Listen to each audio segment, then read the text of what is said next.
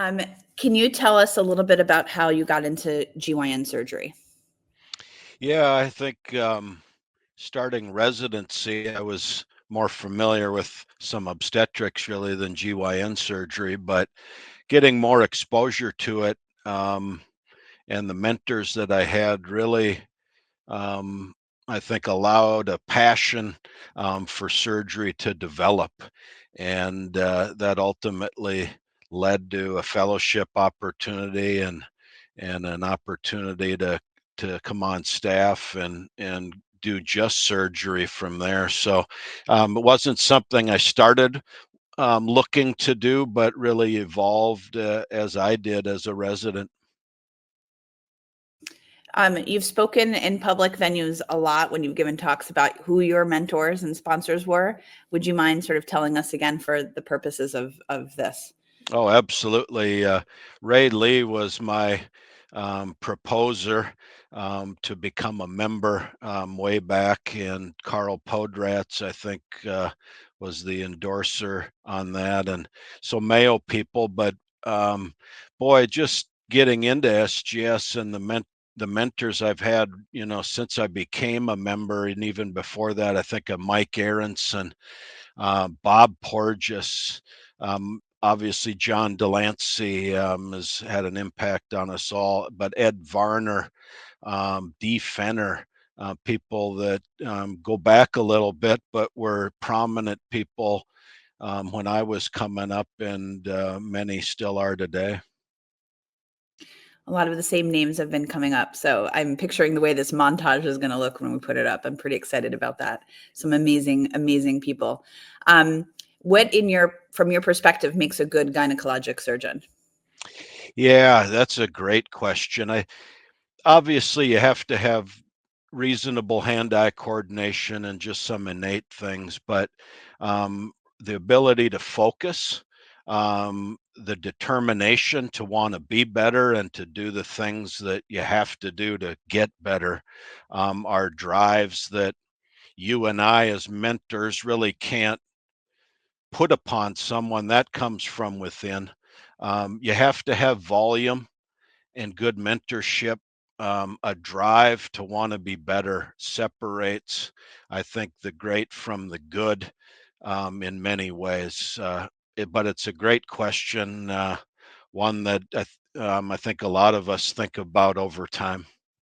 I think that's a great answer. And the drive to want to be better, I think, is like puts it so perfectly. And I think, the tail of that is to be that way, like through your whole career, right? To still want to be Yeah, better 20 years into it, right? there's no plateaus, right? It's constant learning.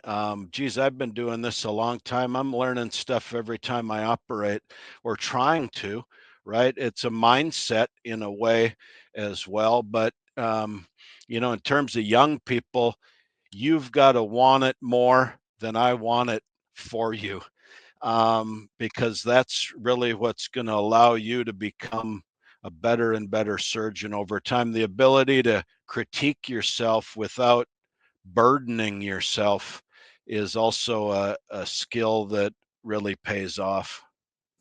Again, really well said. So the theme of this year's meeting is surgeons as change agents. What does that mean to you, and what changes have you seen in your career, and what do you think is, coming down the pipeline in the future? Yeah.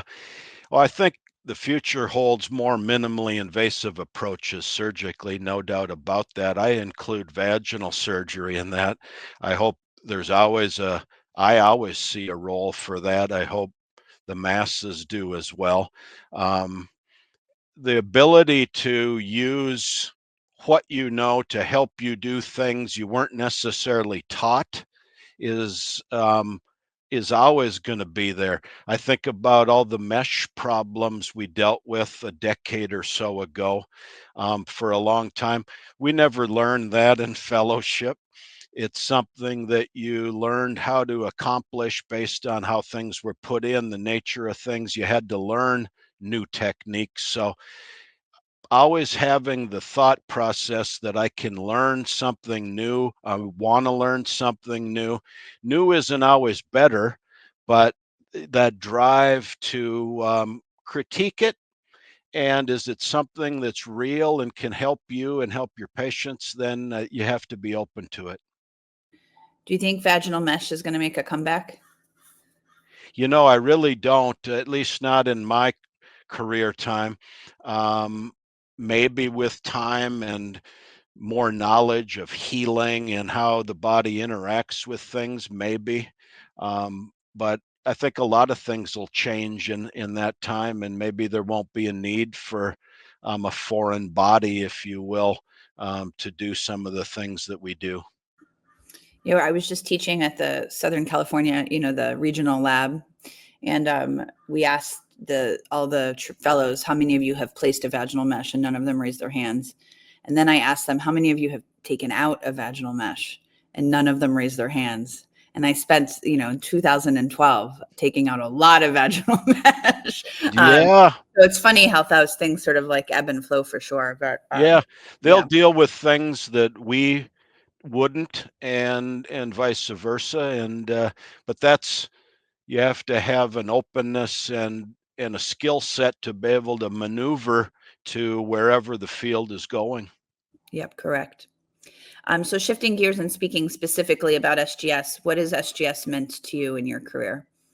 Oh, um, my favorite society, Cecile, by a prominent society growing up. All the people at Mayo were part of SGS because it was the who's who. It's always sort of maintained its mission focus of trying to help people become better surgically. It's always been the leaders in the field. And so it's always been a society I wanted to be part of, have proud to continue to be part of as well. It's the camaraderie, but it's the science, the ability to discuss that in an open way, and the collegiality that's there. It's a hard meeting to beat. Couldn't agree more. And so you've sort of answered the question of what keeps you coming back to the meetings, right? The people. Yeah, Yeah. it is the people, really, and it's the meeting format, right? There's science, but there's fun, there's social events, and you're all together. It's very family-like, versus bigger meetings where you go to different things from a lot of your colleagues and you take away different experiences. Nothing wrong with that, but it's different. Do you have any specific memories that come to mind that you can actually share? Yeah. Boy, there's so many that I could share and not share.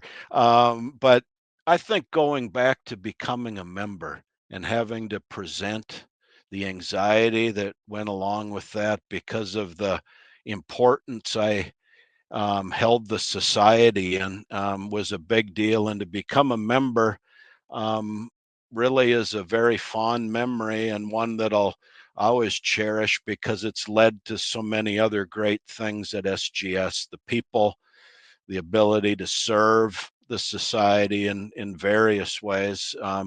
It's just a great meeting, one that I'll always want to go to.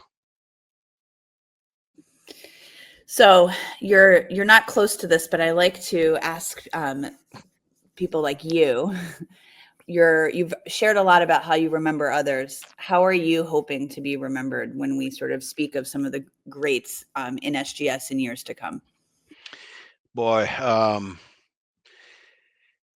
I think really, I hope I'm viewed as someone that gave back, that wanted to try to help others get better surgically, um, to inspire, I guess, in some way, people to find that drive to try to get better. That I've tried to help people improve surgical approaches and techniques. I guess would be a nice way to be remembered if I had the choice. We're not anywhere close to that, but Yeah. I like asking the question. Yeah. All right, last question. Favorite surgical instrument and why? Wow. Um, you know, something I use I wouldn't really think of it as an instrument, but is electrocautery. I think of a Haney clamp, the pickups, a Mayo scissors, all of the things. But cautery is something I use almost every case. I use it to dissect a lot, and I'm appreciative of it when it's oozing a little bit. So cautery. I like it. People kept it real simple. There are a lot of people whose favorite instrument is the pool sucker. Oh yeah, yeah, So you're in good company with sort of simplicity and the thing that you really can't have without, right? You can yeah. probably do a hysterectomy with a Kelly clamp if you needed to. Or by the way, maybe you know this, what we call a Kelly in Southern California, they call it a Mayo clamp. Oh really? Yeah. Now we call it a Kelly, which Isn't would that be a weird? straight. Yeah. Yeah, I kept asking for Kelly clamps and everybody was confused. And so now they're like, it's a Mayo clamp. But now when I say Mayo, then they don't know whether to hand me the scissors There or you the go. clip. Well, you're It's such a, bringing change to California. I yeah, love it. right. Well, there's no such thing as the clinic way here. So the Mayo Clinic or the Cleveland Clinic, it's just there's no way. So